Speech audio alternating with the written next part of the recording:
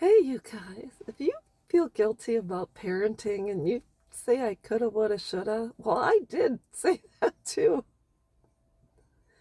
And I just want to let you know, I'm going to throw it out there. When I was assaulted in the military and then I raised my kids and I'd gotten divorced and I knew I needed therapy, and not just for parenting or my upbringing or my assault. I needed it just because I needed a little bit of rewiring. So when my kids were in high school, we all went to therapy. They had their own individual therapists. I had mine, and it was at the same clinic. And I didn't know anything about what they talked about, and vice versa.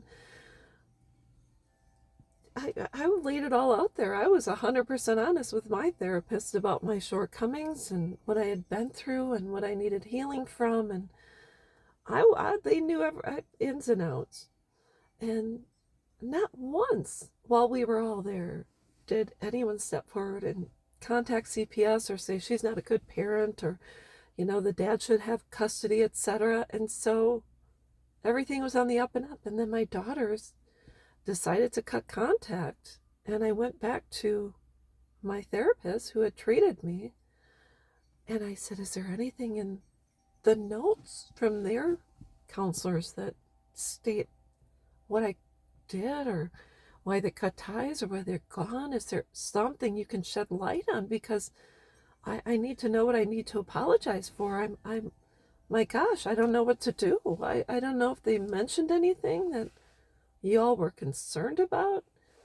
And he said, well, come back in a week. And I did. And he said, I can tell you there's nothing in the files that they had ever mentioned anything about abuse or neglect or anything like that.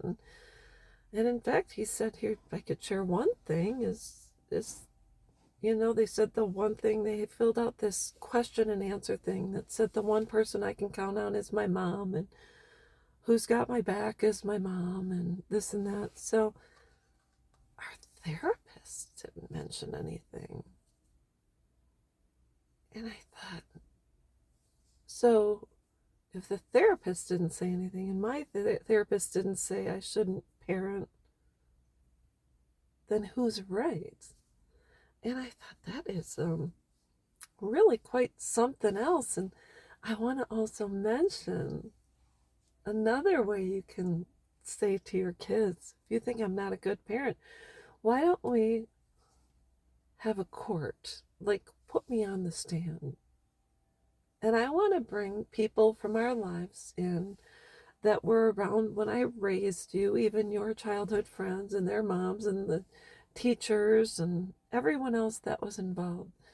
And I want you to build a case against me, or you say, if the jury finds me guilty, or I shouldn't be your mom, or I shouldn't be a parent, or I shouldn't be around my grandkids, if I'm found guilty, then you can put me in parental purgatory and throw me to the wolves. But I can guarantee you, if our sons and daughters were presented with that opportunity, that they wouldn't be able to find one person that knew us that would state that I was not worthy. In fact, they would have to get a jury of their peers and people that don't know us and people they spun tall tales to. And those are the only people that would say, yeah, she shouldn't be a mom, and she's a terrible person, and this and that. Why? Because they don't know you. So of course they're going to take the word of your son or daughter and side with them. My gosh, because who wants to face the wrath of your estranged son or daughter? I don't think so. So anyways, that's all I wanted to talk about. I hope this helps. Please release yourself from guilt and shame, because no one's perfect. Not one of us. Yeah, even Mary, the mother of Jesus, she might have been a virgin, but we don't know what happened after Jesus was born and he was off doing his thing. We don't even know if her and Joseph stayed together. I mean, who knows? Maybe she went on to have more kids with someone else. We don't know. That's not what the Bible really focuses on.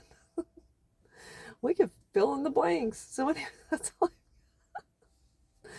all I got, and I will be back.